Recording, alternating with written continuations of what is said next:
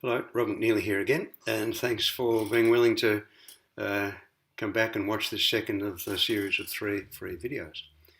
Last time I spoke about some of my background and how come I got interested in this kind of work, and I really appreciate the comments that have come from people about some of the blocks that gets in the way for them feeling confident and exploring how we can be more effective.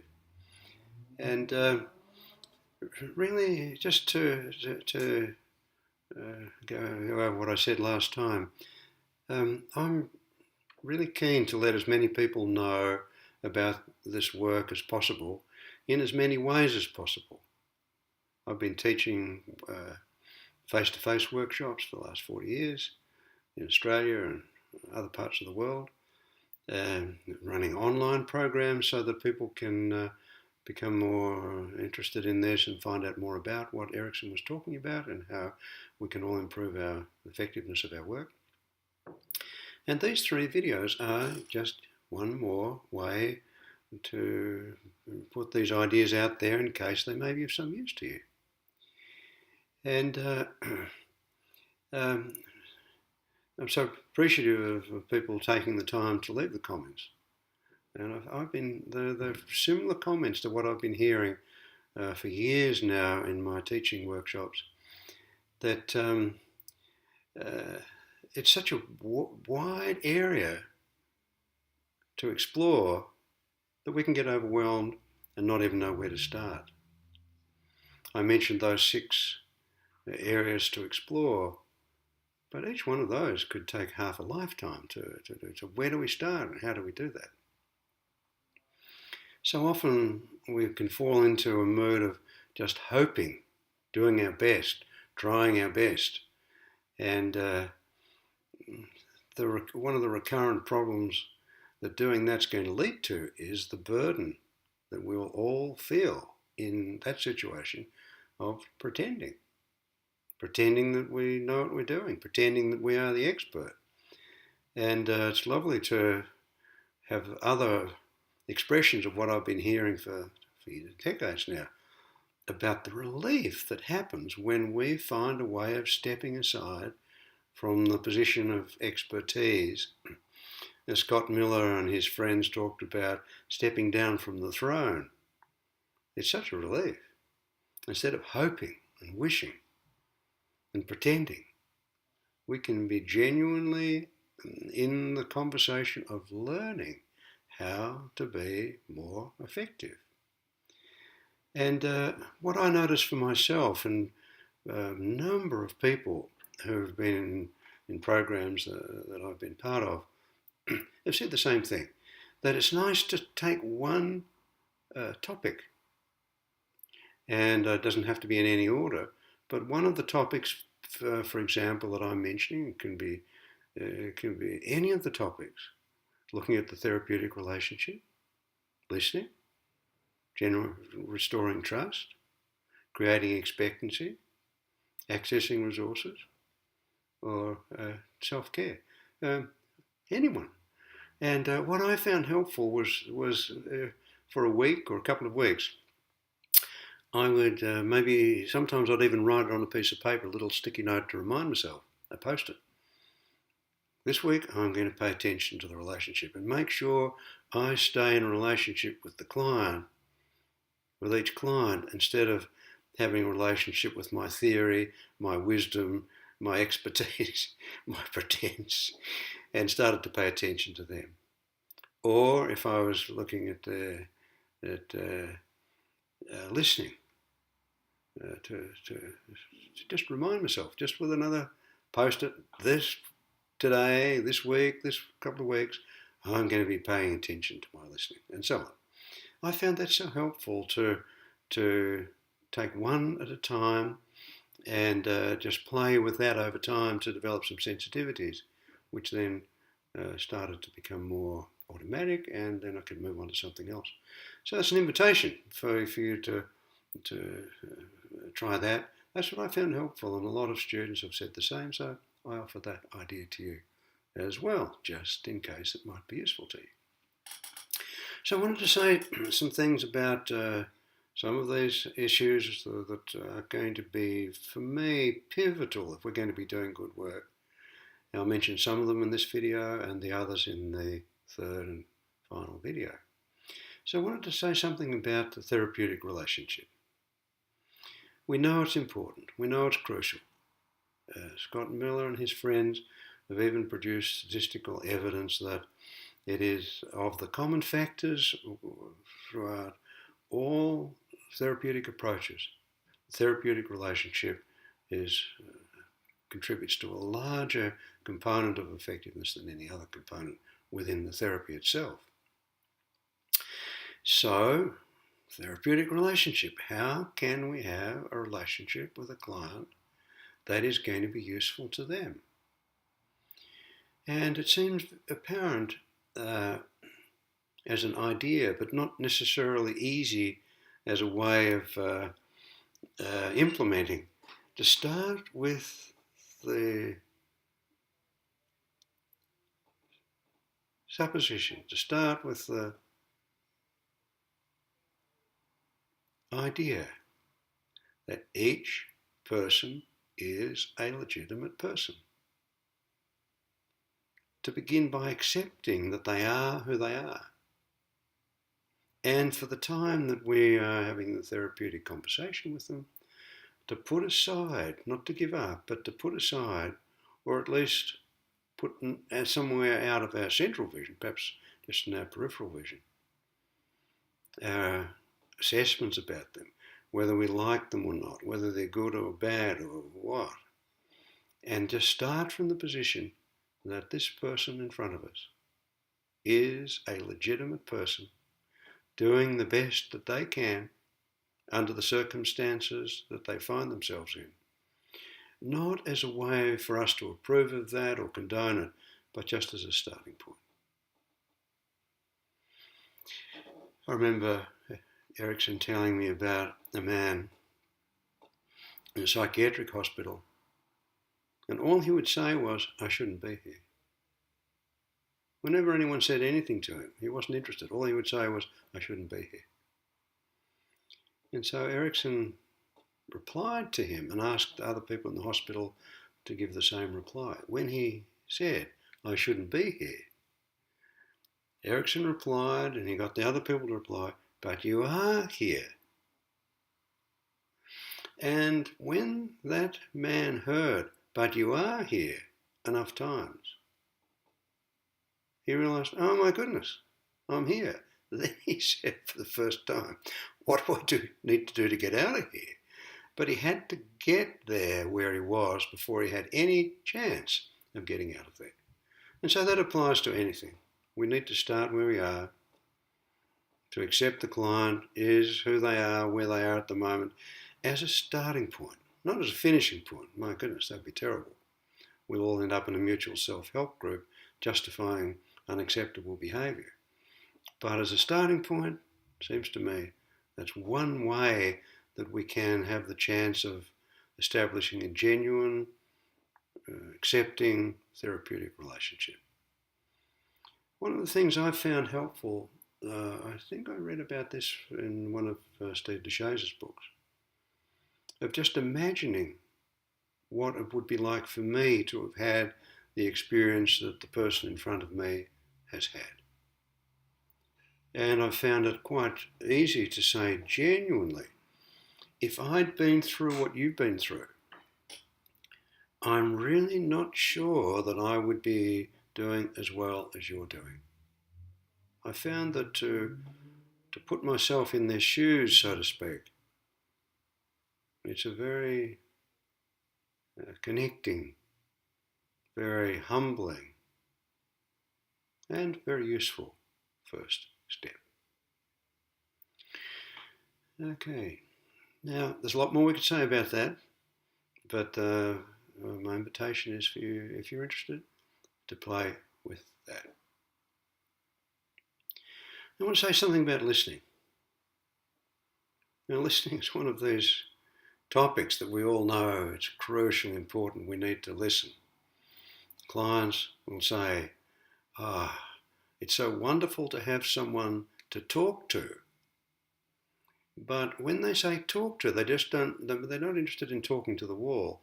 There's something about the way that if we can be genuinely interested, genuinely attending to them, if we're really listening to them, then when they say it's good to have someone to talk to, they're alluding to the fact that it's not only them talking, but the fact that we are listening. And for some people, listening is going to be what will be the healing process. Some people will, once they can find a listener, someone who's willing to listen, put aside judgments and just be present and listen to what they're saying, what they've been through, what their fears are, what their hopes are, sometimes that's sufficient and they can move on. But listening is a very complex process. It's not, as we often think of it, as something to do with hearing. Oh, I hear what you say. Listening is a very complex process, but we can make some useful beginnings to attend to some of the complexities of this in a way that doesn't need to be overwhelming.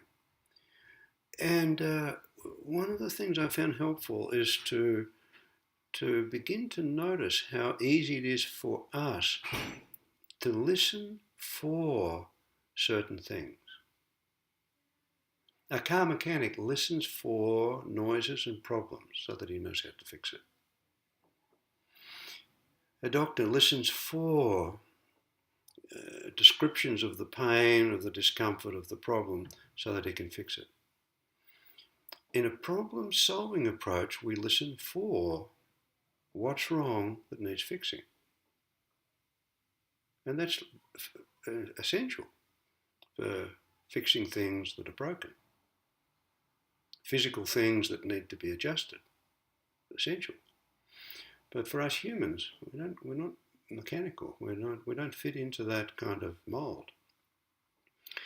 And so if we, instead of listening for what's wrong here that needs fixing, if we listen for what resource, if we listen for what's missing for someone, if we listen for what do they want from this counselling, from this therapy session, if we listen for that, we will be much more likely to be able to connect with them and their concerns and what's missing for them, and then help them to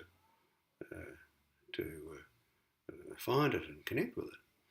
So the invitation is, if you're interested, notice that instead of listening with our intellect to classify and listening for problems, see what happens if from time to time, or as often as you want, you start to listen for what are the concerns that this person has.